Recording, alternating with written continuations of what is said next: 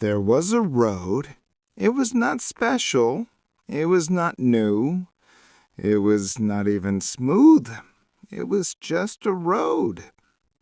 The road ran through a quiet village where the air was still and time seemed to move slowly, slower than the clouds, slower than the shadows. Every morning the sun rose softly over the old roofs. The same light touched the same walls. The same rooster crowed again and again, never tired, never late. And on that road Mr. Kareem walked. He walked every morning, almost at the same time, just after the first rooster's call, just before the second. His steps were steady. He always carried his small basket, the same basket he had used for many years. The handle had a little crack, but it still held strong. He walked past the same fence, the same small tree, the same broken wall. He looked at the same sky, pale blue, sometimes a little gray, sometimes clear, sometimes dull. Nothing ever changed. When he reached the end of the road, he would stop by the village market. It wasn't much of a market, just 3 wooden stalls, 2 benches, and a few people selling the same vegetables every day. Potatoes, onions, carrots, a few green leaves. Mr. Kareem never bought too much. He would take a few potatoes, maybe an onion or two, the same as yesterday, the same as every other day before. He always greeted the shopkeeper, old Salma, with the same words, "Good morning." And she always replied, "Good morning, Mr. Kareem."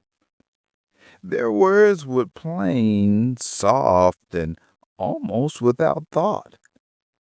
The world around them was quiet.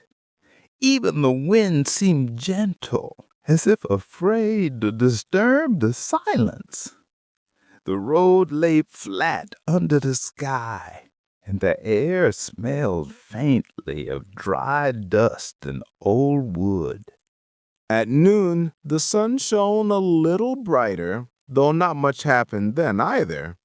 The same goats walked across the path. The same boy ran after them, his voice echoing faintly in the still air.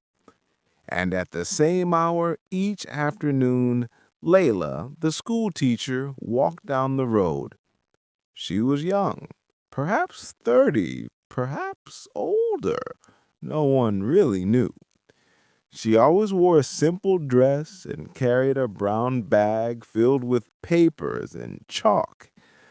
Every day she left the small school near the edge of the field, closed the door gently behind her, and began her walk home. The road greeted her quietly. Her shoes pressed softly into the dust, leaving faint footprints that would disappear by evening. Sometimes she hummed a small tune with no real melody. Sometimes she didn't. The sun would begin to lower, turning the light softer, gentler. The air cooled, and the sound of birds filled the distant trees. And then, slowly, quietly, the day ended. Evening came like a sigh. The lamps in the village glowed faintly. The smell of cooking drifted out of the houses.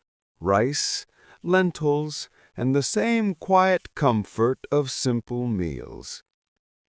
Mr. Kareem sat by his door, his basket empty now, resting beside him. He watched the road, though there was nothing to see, only dust and light and quiet. Lila's house stood not far away. A single candle flickered in her window as she marked papers and sipped tea. The candlelight trembled a little whenever the wind passed through. Sometimes Mr. Kareem would hear the soft sound of her teacup on the table. Sometimes a dog barked far away. Sometimes nothing. The night deepened. The stars appeared one by one, slowly, gently, like shy little eyes opening in the sky. The same stars every night, the same road, the same air, the same world.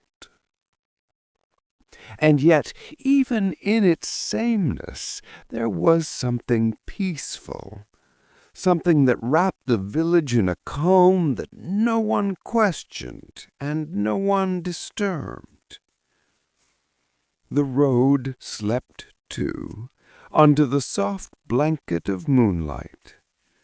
Dust settled quietly. The tree at the far end stood still, its leaves unmoving, as if it too had fallen asleep. The night stayed long and uneventful.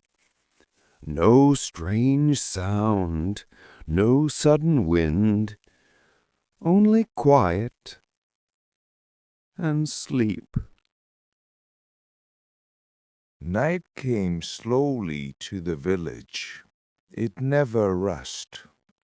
The day simply faded until the colors were gone and the world became soft and gray. The lamps inside the houses glowed with quiet light. The windows shone like small stars. The air cooled, and the smell of cooked rice drifted across the road. Mr. Karim sat by his door with a cup of warm tea. He always drank tea at this hour, not because he was thirsty, but because it was what he did every night. The cup was chipped, the saucer mismatched, but he liked them that way. They had belonged to his wife long ago. He looked out at the road. No one was walking now. Even the black dog had curled itself into a round shadow near the wall. The sound of the night was gentle. A frog croaking somewhere by the pond. The quiet hum of insects. A faint rustle of leaves. Far away, someone closed the gate. Then silence again. The moon rose.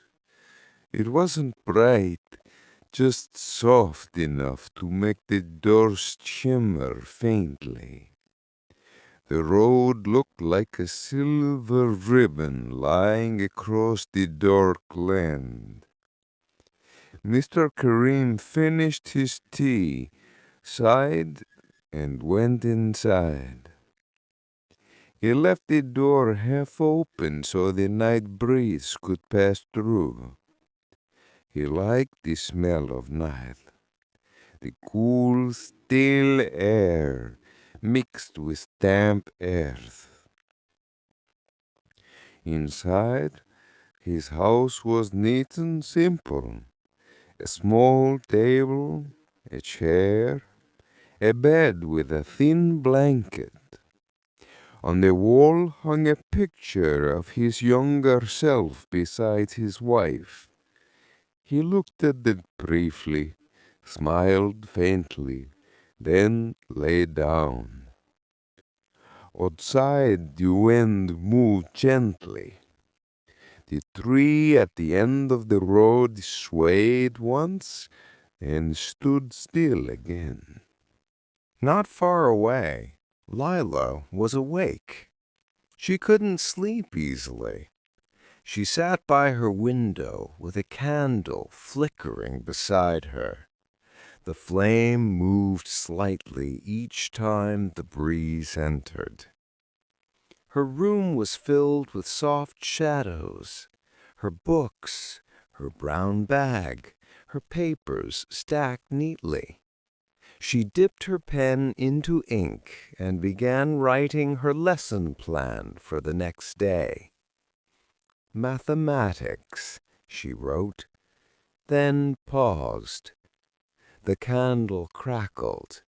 She waited, thinking of nothing in particular.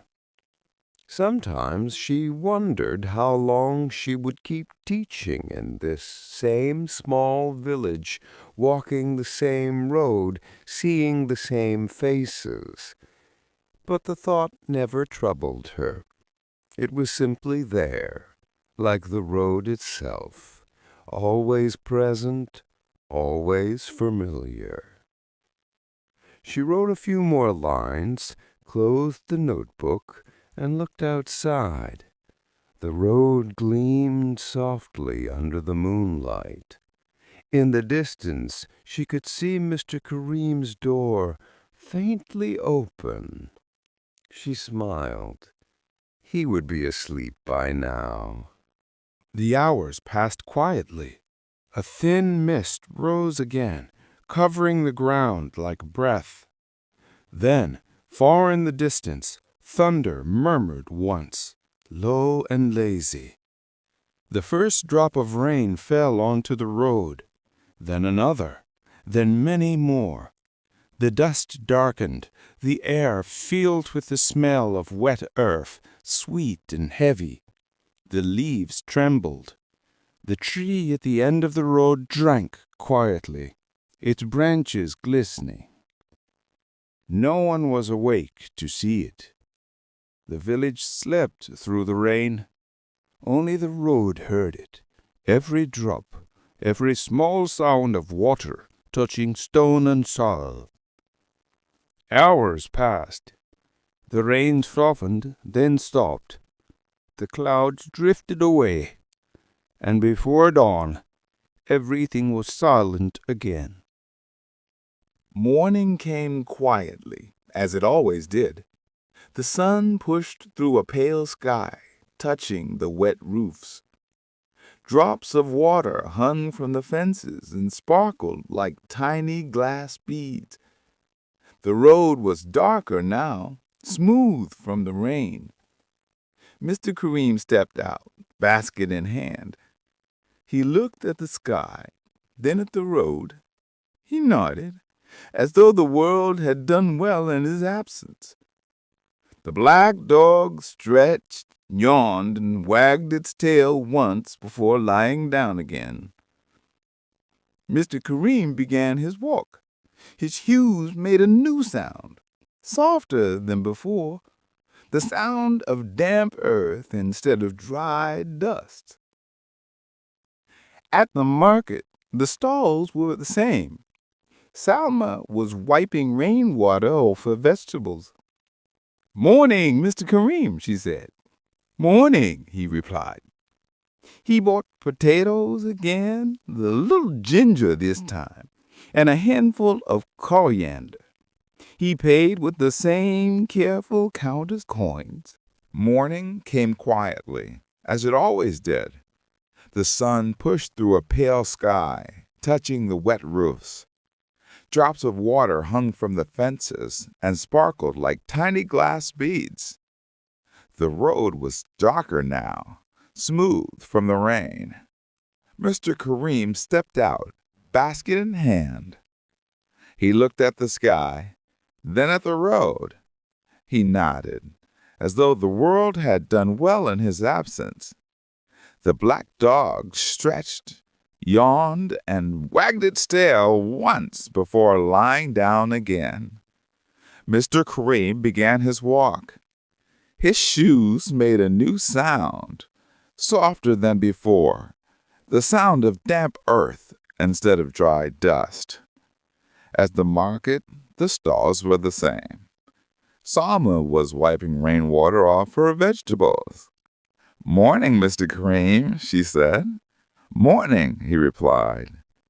He bought potatoes again, a little ginger this time, and a handful of coriander. He paid with the same careful count of coins. Then he walked home. On this way, he noticed the puddles shining like little mirrors. A bird landed in one and shook its wings. The reflection rippled and disappeared. When he reached home, he placed his basket on the table, sat down, and looked through the open window. The road was quiet. The world was clean. And everything felt exactly as it should. At noon, Layla walked again. The road was still a little wet, and she lifted her dress slightly so it wouldn't touch the mud. The clouds had not completely left. They floated like soft blankets in the sky. The air was cool and smelled of grass. She stopped once to look at the puddles, too. She could see her face in one, blurred and gentle. For a moment she smiled, then continued walking.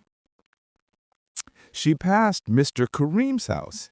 He was sitting by the window peeling potatoes. "Good afternoon," she said.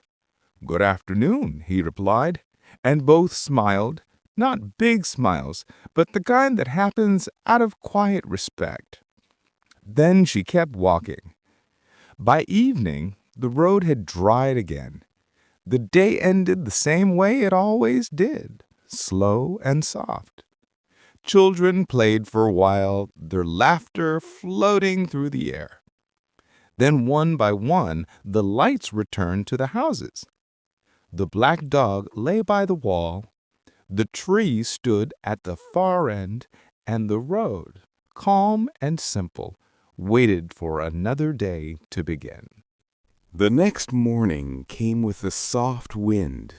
It wasn't strong, just steady enough to move the leaves and scatter a few dry petals from the gardens.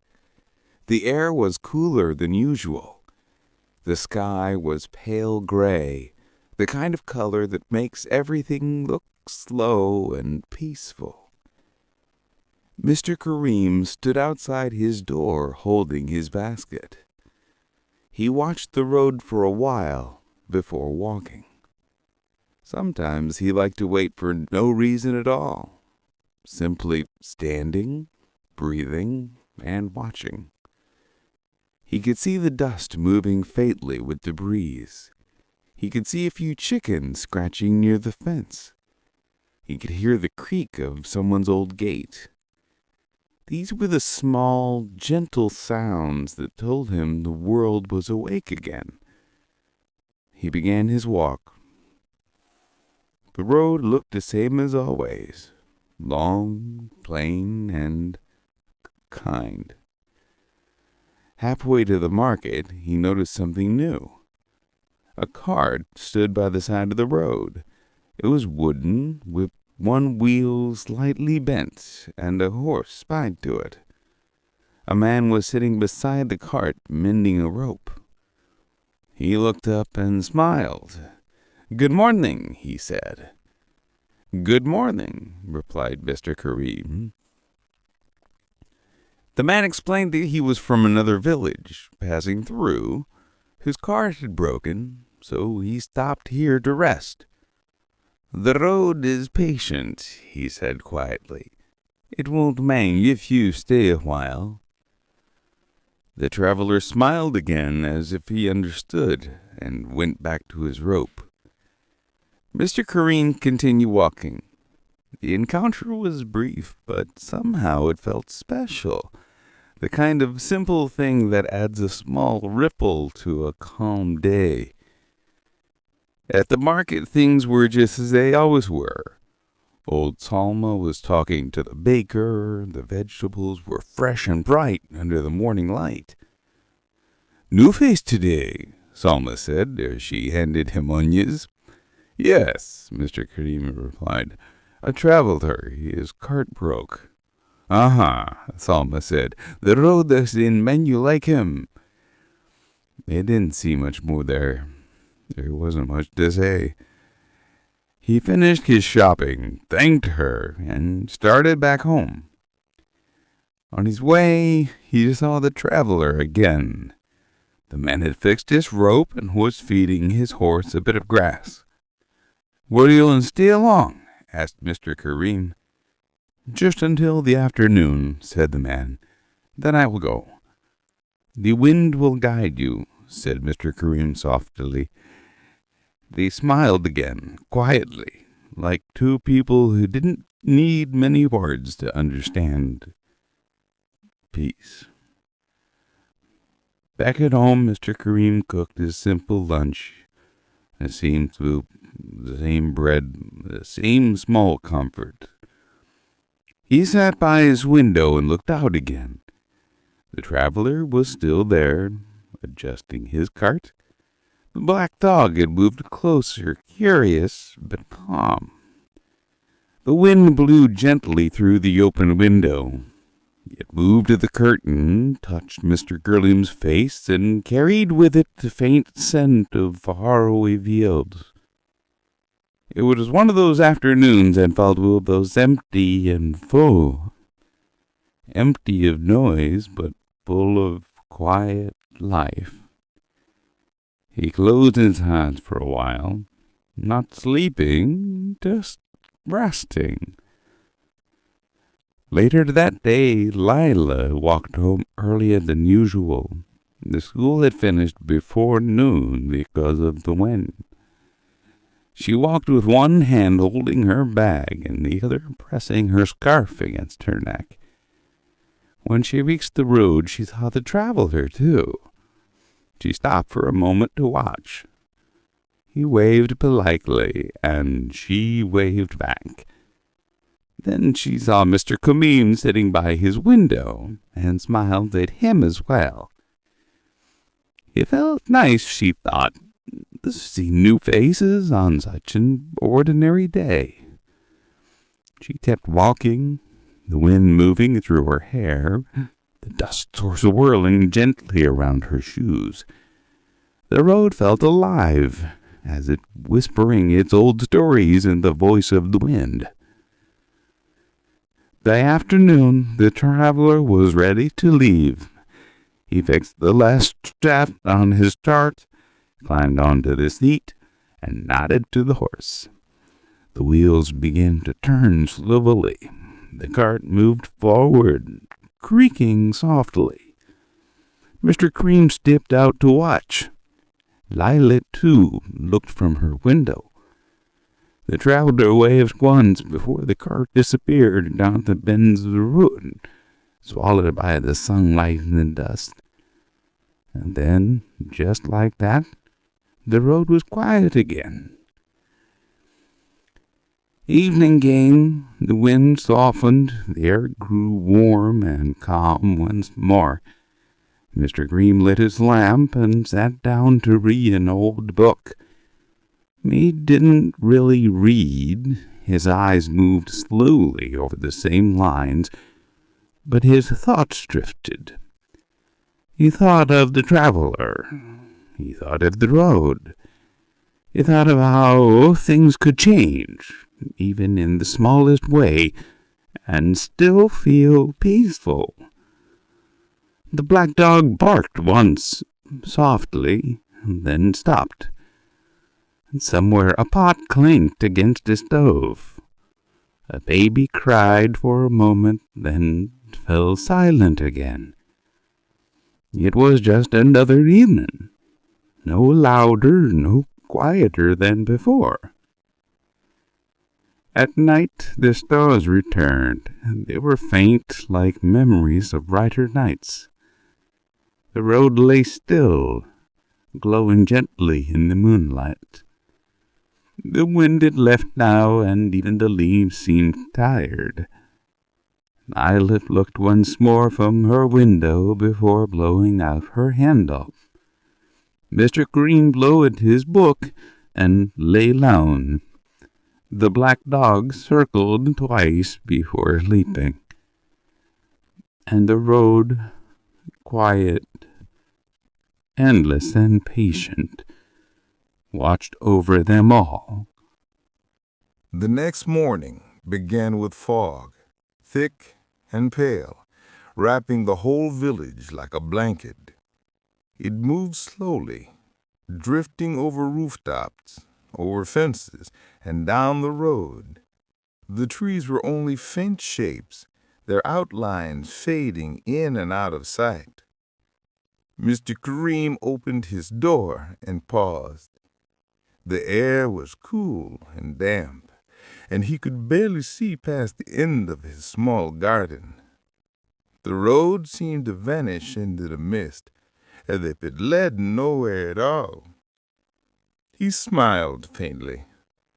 "A quiet morning," he whispered to himself. He stepped out, basket in hand, and began to walk. His footsteps made soft sounds, muffled by the thaw. Even the birds were quiet, as if they too were waiting for the world to appear again. He walked slower than usual, though there was no real reason to hurry anyway. Every few steps he stopped to listen, but there was nothing, only silence, gentle and complete. At the market, old Selma was already there, sitting behind her stall. Her shawl was damp with fog, and her breath made little clouds in the air. "You are early today," she said.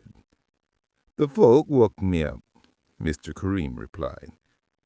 They both chuckled softly, not because it was funny, but because that was how they always began their mornings. He picked his vegetables carefully as always, even though he could barely see them in the dim light. He touched each one before he put it in his basket, as though feeling its story. When he finished, he stood for a while under the wooden roof, looking at the road disappearing into the mist. "It looks different today," said Salma. "Yes," said Mr. Kareem, "but it's still the same road underneath."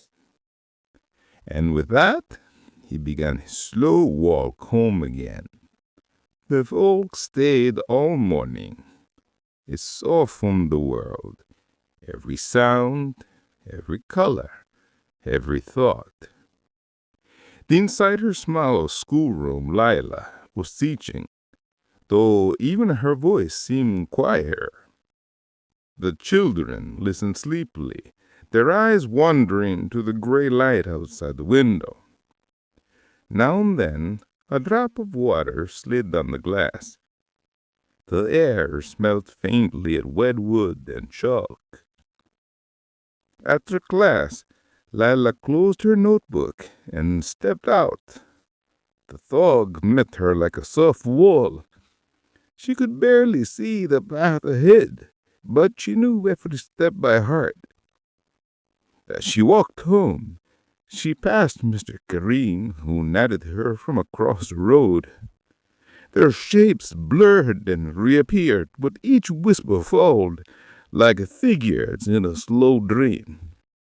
"Good afternoon," she said. "Good afternoon." Then they walked on, each in their own quiet way. By midday, the fog began to lift. Slowly, the outlines of the houses sharpened. The tree at the end of the road came back to view, dark and still. The road, too, returned, long, straight, and calm, as though it had simply been resting beneath the mist.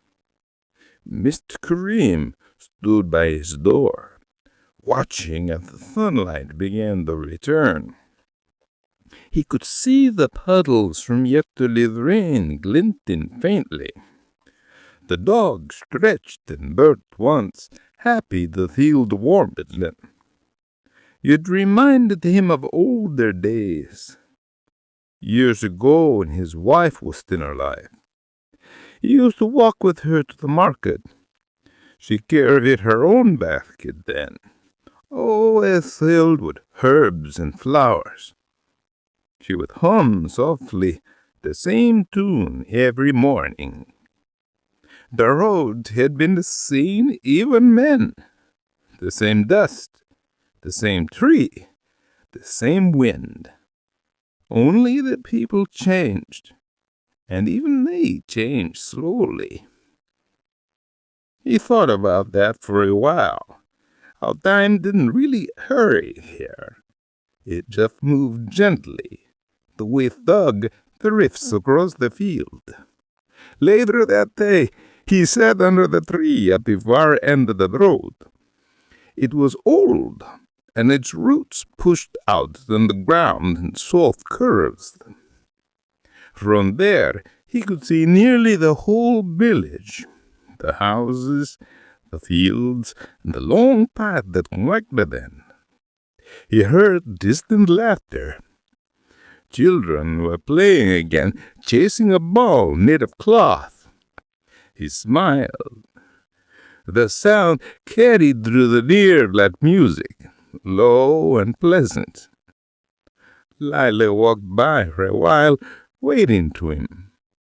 "You're sitting farther than usual today," she said. "The tree wanted company," he replied, smiling. She laughed quietly and kept walking. For a long time after she passed, Mr. Kareem sat still. The shadows moved slowly across the ground. The breeze touched his face and carried the faint scent of smoke from someone's cooking the fire. Everything felt calm, so calm that even his thoughts seemed slow. When evening came, the fog returned, this time better, but still soft around the edges of things. The sun sunk behind the hills, turning the sky a golden, then gray, then deep blue. The lamps were lit again, one by one, small lights in the quiet. Lila sat at her desk, marking her students' work. Outside of the window, the road looked like a faded red under the moon. She could hear the faint sound of Mr. Kareem's chair creaking as he sat by his door, as he always did. That sound had become part of her evenings, as familiar as the chirping of the crickets. It comforted her to know that he was still there, that the road still held both of them in his quiet rhythm.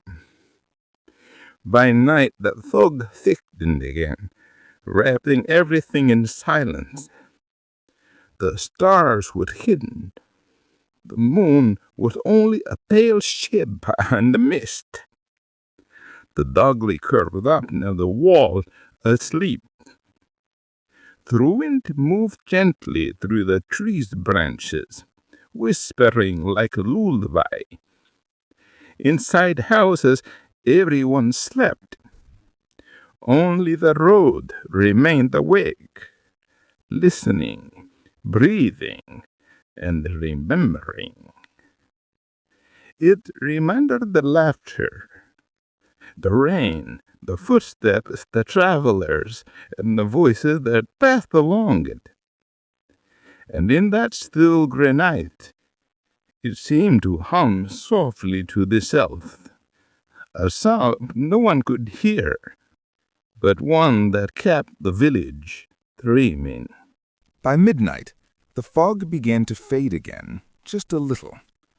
The moon peeked through for a few seconds at a time, like an old friend trying to say goodbye. The road was quiet, so quiet that even the sound of the wind could be heard brushing against the walls. Somewhere in the distance, a single bird made a short call, then went silent again. Mr. Kareem sat on his chair by the door, half asleep. The lamp beside him glowed faintly, its flame small and steady. His basket rested near his feet, empty from the day's errand. He looked out at the road one last time before closing his eyes. "Another day gone," he whispered. The words drifted into the still air, soft as breath. He didn't move for a long time after that. His eyes closed and his hands rested on his knees. The chair creaked once more, and then everything became still again. Far down the road, Lila was also awake. She couldn't sleep, though. She didn't know why. The air felt different tonight, quieter, heavier, almost cigarette. She lit a small candle and sat by her window, watching the faint shimmer of mist in the moonlight. She thought of her students, of the laughter in the classroom, and of how peaceful the village always was. She thought of Mr. Kareem, too, how he always nodded and smiled each morning, always patient, always kind. She smiled at the thought, then closed her eyes for a moment. Outside, the candlelight flickered softly on the glass, like a second moon. When dawn finally came, it arrived gently.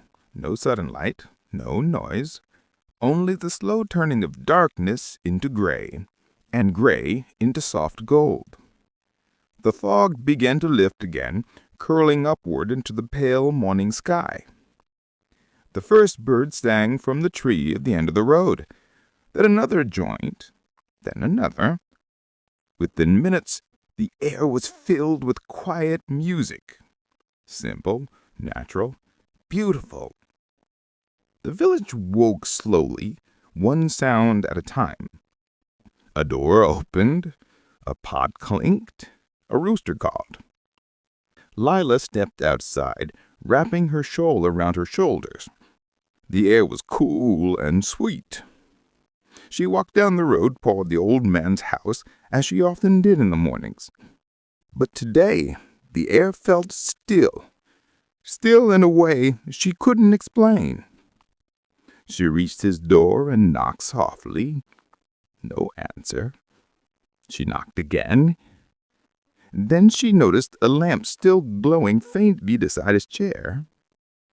He was sitting there, peaceful, eyes closed, a faint smile on his face, as if he had simply fallen asleep to the sound of the wind. Lila stood for a while, not speaking, not moving. She didn't cry. She just looked at him, at the calmness in his face, at the way the morning light fell gently across the old wooden chair. It felt as though the road itself had paused to honor him. That afternoon, the whole village gathered quietly. No loud words were spoken. The people just stood along the road. The same road Mr. Kareem had walked every day. They shared stories, small and simple ones.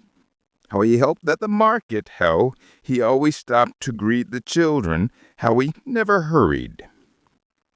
When it was time, they carried him along the road, the same road that had watched his whole life. The fog had fully cleared now, and the sunlight shimmered softly on the dust. It was as if the road itself was glowing, remembering each of his footsteps. At the far end, near the old tree, they buried him, under the same branches where he often sat, watching the world move slowly by. That evening, the village returned to its rhythm. The sun dipped low once more, painting everything golden once more. Lila sat under the tree for a long time. The wind whispered through the leaves, carrying a faint sound like distant footsteps. She closed her eyes for a moment. It almost felt like Mr. Green was still walking, slow and calm, basket in hand, greeting everyone along the way. She smiled softly and whispered, "Good evening, Mr. Green." The breeze touched her cheek, warm and kind. Years passed. The road stayed the same. The children who once played there grew up and brought their own children to walk the same path. Lila's hair turned silver, but she still taught in the little school beside the road. Every morning she walked past the old tree and nodded toward it, as if greeting an old friend. The road, now lined with new fences and new houses, still held the same spirit. It still carried the same sound of footsteps, the same rustle of wind, the same soft rhythm that always lived there. Sometimes, when the fog rolled in, it felt like time had folded, like the past and present were walking together. And if someone stood very still at dawn, they might almost hear a faint voice in the mist sing, "Another day gone." One night, long after everyone had gone to sleep, the road shimmered faintly under the moonlight. The tree moved gently, and the wind brushed through its leaves. The houses were dark, the lamps all out. But the road, the old village road, was alive in its own way. It remembered everything. The laughter, the rain, the fog, the stories, and the man who walked it every day without hurry. It sighed softly as though breathing in its own memory, and then settled again into silence. And in that silence, the whole village slept, calm, peaceful, and safe beneath the old sky. Now enjoy second story and calm go for sleep. A Quiet Day, the Victorian England. As evening settled over Little Dunsfield, the town seemed to sigh with relief at the end of another calm day. The lamps along the streets glowed faintly, casting small circles of gold on the damp cobblestones. Shadows stretched long from the corners of buildings, and the mist curled around the lampposts and doorways. Mr. Winton sat in his parlor, sipping tea slowly. The newspaper lay open on the table, its pages muted by the dim light of the fireplace. Outside, the wind whispered softly through the trees, and he could hear the occasional rustle of a cat moving across a roof. He did not hurry. There was no need. Time had its own pace here, and he felt no urgency to match it. Across the street, Mrs. Groves finished mending her late husband's coat. She placed the needle down carefully, brushed the threads from her lap, and blew out her small candle. Thomas, her gray cat, stretched and curled near the fire, blinking sleepily. She looked once more out the window. The fog had returned, rolling in slowly from the river, and the soft glow of the lamps illuminated the mist and a golden haze. In the bakery, Mr. Patch completed his final tasks for the day. He cleaned the counters, wiped the flour from the shelves, and checked the ovens. He left his small loaf outside for the stray dog, a silent routine he had followed for years. Henry had gone home hours before. The bakery smelled faintly of yeast, smoke, and warmth, a scent that lingered long after the day ended. Miss Turner closed her bookshop. She had spent the afternoon arranging shelves and reading quietly to herself. Now she locked the door, her fingers lingering briefly on the cold brass handle. The streets were empty. The occasional sound of the river moving beneath the bridge reached her ears, along with the faint hum of a distant carriage. She smiled faintly, appreciating the calm of her small world.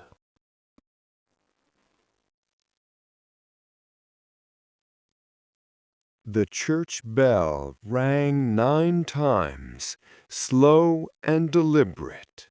Its sound echoed across the town, mingling with the gentle rustle of leaves in the wind. Little Dunsfield had no great events to mark the days. No festivals, no parades, no large gatherings. Yet in its quiet there was a steady rhythm that comforted its residents. The passage of time was measured not by excitement or change, but by simple routines, small tasks, and familiar sights. Night deepened, and the fog thickened around the town. The lamps shone faintly through the mist, illuminating doorways and narrow streets. The postman, Mr. Harrow, had long since returned home. His satchel hung beside the door, his boots placed neatly by the fireplace. He would rise early again, walking the same familiar streets, delivering letters slowly, politely, without hurry. Mr. Winton extinguished his lamp and climbed the narrow staircase to his bedroom. He lay beneath the covers, listening to the faint wind outside. He thought of nothing in particular, content to drift slowly into sleep. Across the street, Mrs. Groves had done the same. The fire in her hearth burned low, and Thomas purred gently as she rested. Even the animals in the town seemed to follow the same rhythm. Cats slept in warm corners. Dogs lay curled near doorsteps. Horses rested in stables, their hooves clattering softly against wooden floors when they shifted positions. The quiet of the town stretched far beyond the eyes of the residents, filling the alleys, the market square, and the small bridge over the river. As the first hours of night passed, the moon rose faintly above the mist. Its pale light reflected on the river's surface, turning it into a long silver ribbon winding through the town. Stars peeked through the thinning clouds, though they seemed dim in comparison to the soft glow of the lamps below. The houses, the streets, the river, and the hills all rested in the same slow rhythm that had marked little Dunfield for generations. Days in the town passed with little change. Monday brought the usual sweep of streets, the smell of bread in the morning, and the familiar route of the postman. Tuesday and Wednesday passed similarly, the small differences almost imperceptible. A slightly brighter flower in a garden, an extra loaf baked, a stray cat wandering a new path. Yet these minor details were enough to mark time for those who lived there. Even the seasons moved gradually. Winter mornings brought frost on the rooftops and smoke curling from every chimney. The town glistened softly beneath the pale sunlight, and the river reflected the gray sky. Spring arrived slowly, as buds appeared on trees and petals floated gently in the air. The market square gained color with fresh vegetables and blooming flowers. In summer, the sunlight lingered long into the evening, touching every cobblestone with warmth. Autumn brought quiet change, as dry leaves carpeted the streets, and the air carried the soft smell of earth and smoke. The people of Little Dunsfield adjusted themselves to this rhythm. Mr. Winton continued his morning sweep. Mrs. Groves tended her flowers. Mr. Patch kneaded dough. Henry watched and learned. Miss Turner arranged books, and Mr. Harrow walked the familiar route of the postman. Each action was slow, deliberate, and comforting. Nothing was rushed. Nothing seemed urgent.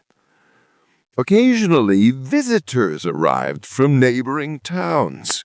They passed through slowly, acknowledging the townspeople politely, sometimes pausing to purchase bread, flowers, or books.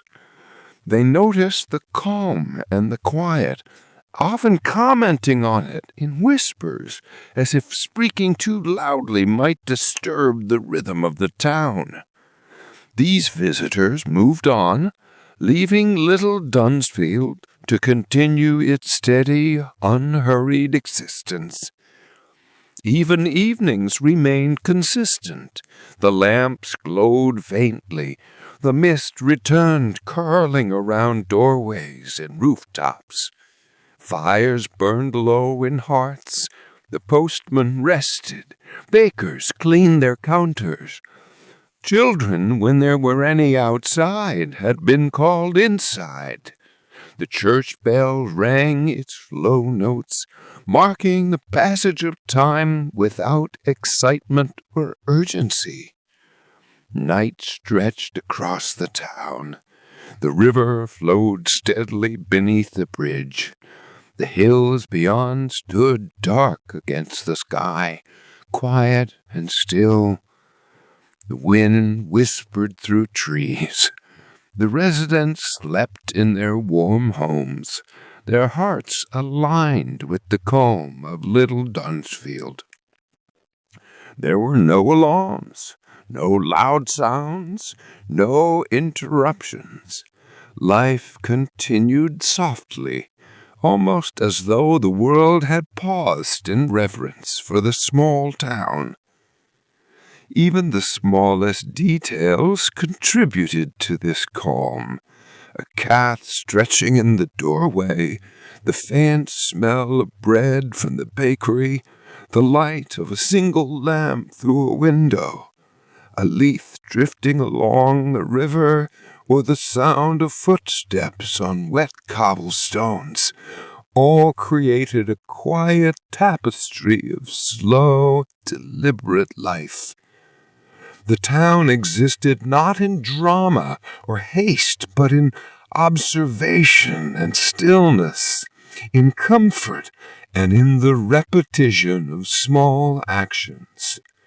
Weeks passed, months passed, seasons changed, yet little Dunsfield remained largely unchanged. The postman continued his route, the baker baked bread, the tailor sewed clothing, the flower seller displayed her blooms, the bookshop remained quiet, filled with the smell of ink and dust, and every evening the lamps glowed softly, the mist curled around the streets, and the town rested. The following morning, little Dunsfield awoke in the same calm, deliberate way it always did. The mist lingered over the rooftops, and the cobblestones were damp from the night's dew.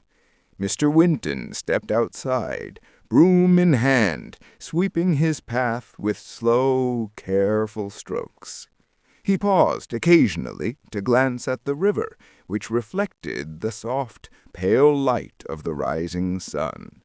Across the street, Mrs. Groves opened her shutters to let the morning light fall across her small sitting room. She watered her flowers, making sure each tulip and daisy received a few drops of water. Thomas, her cat, followed her movements with slow, deliberate steps, occasionally brushing against her legs as if to remind her he was present. The bakery smelled warm and inviting by 8 o'clock. Mr. Patch kneaded dough, rolled it into neat loaves, and placed them carefully in the ovens. Henry, his young assistant, watched and learned, occasionally helping with small tasks. They worked in near silence, the sound of kneading and the soft hiss of the oven the only noise in the room. The postman began his rounds again, moving from house to house, with his usual calm and measured pace. Mr. Finch at the tailor's shop greeted him politely, continuing to mend garments at his workbench. Miss Turner in the bookshop received her letters with the same gentle attention as always, reading slowly, savoring each line. By mid-morning, the market square began to see more activity. Vendors displayed vegetables, fruits, and flowers, and a few townspeople wandered slowly between the stalls. Everyone moved at a leisurely pace, speaking softly.